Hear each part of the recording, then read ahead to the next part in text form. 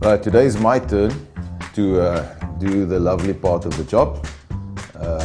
I'm going to add another layer of shellac, and the guitar will then need to sit for about 4 hours to dry properly. Between layer 2 and layer 3 I will need to give it a slight sand with a 400 grit sandpaper just to roughen up the surface, to give the third layer a nice rough surface to adhere to. And then after that we will see how shiny it is and if it possibly needs more. So here we go.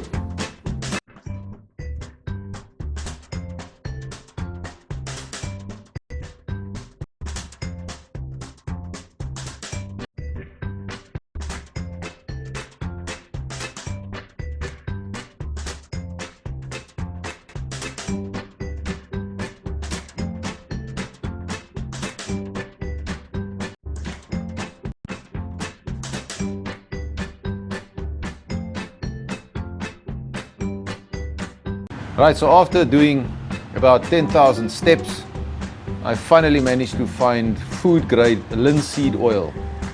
Try and Google translate that to find this in this country. Anyway, as per the recommendations on YouTube, this is the way to go. So you add a bit on a very soft lappy, and you take your guitar neck and you dab it on quite generously.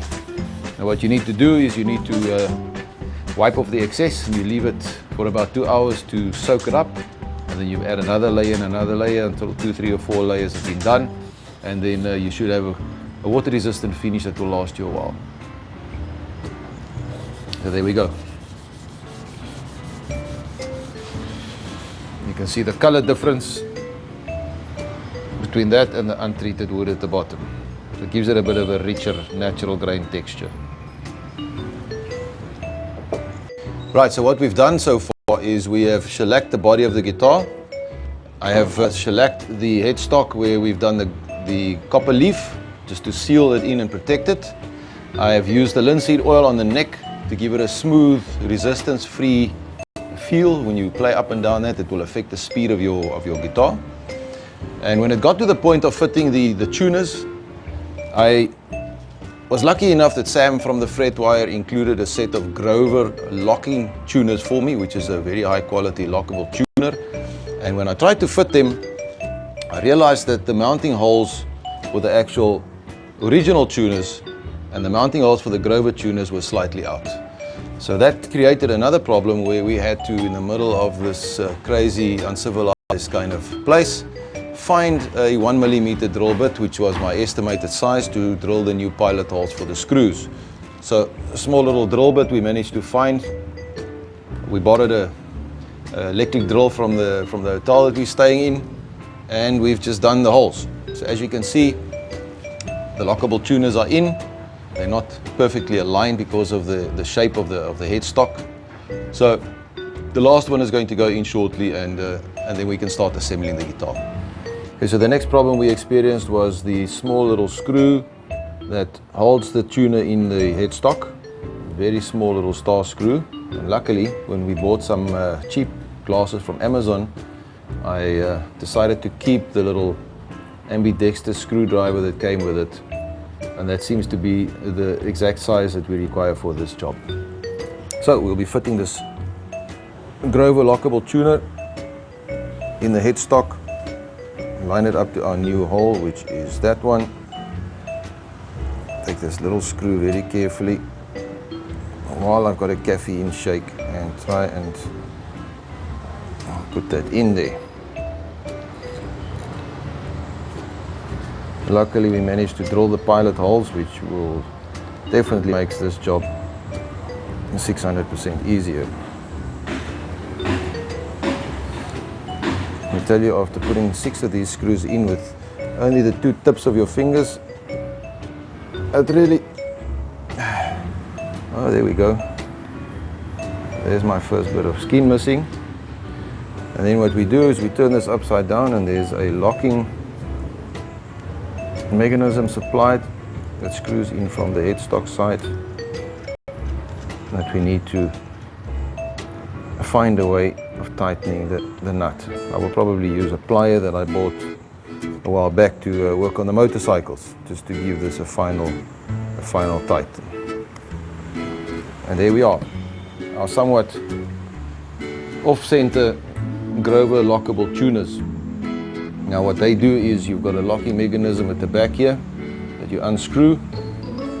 You feed your string through the little hole and you lock your string in place.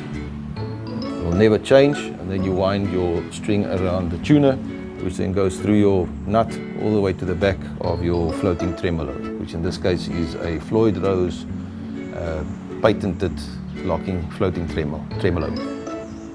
So what we'll do next is this neck will be fitted to the body of the guitar, and we'll start assembling the electronics, fitting all the switches and all the bits and pieces to the body of the guitar. Right, now we're getting to the final assembly process. The guitar body, I need to insert two special metallic, what could you call them, mounts into the body, into which my Floyd Rose tremolo will locate later on, that way around. And these two little swivel bolts will hold it in place so that the tremolo can move when you need to do your dive bombs and your whammy bar movements. Then I need to fit the electric pots, which will go in the bottom here, which is for your volume, your tone, and your pickup selection. Got a pickup selection three-way switch that will go into the big slot as well. My two different humbucker pickups, the shallow one for the neck position and the higher one for the bridge position. These will be the electronic pickups that will pick up the vibrations from the strings and translate that into sound. So all these little items need to be fitted into the body now after I've connected the neck.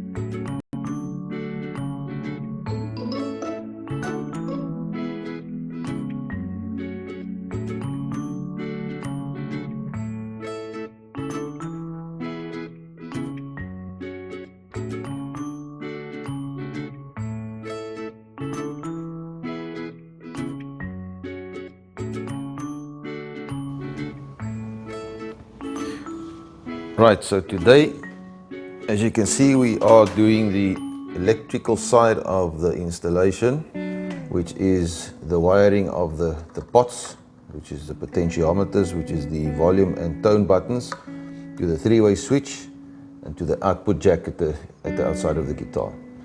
So this implies fabricating wiring, obtaining the necessary tools to do some soldering, and making sense out of this pre-constructed wiring harness and hoping that it will play in the end.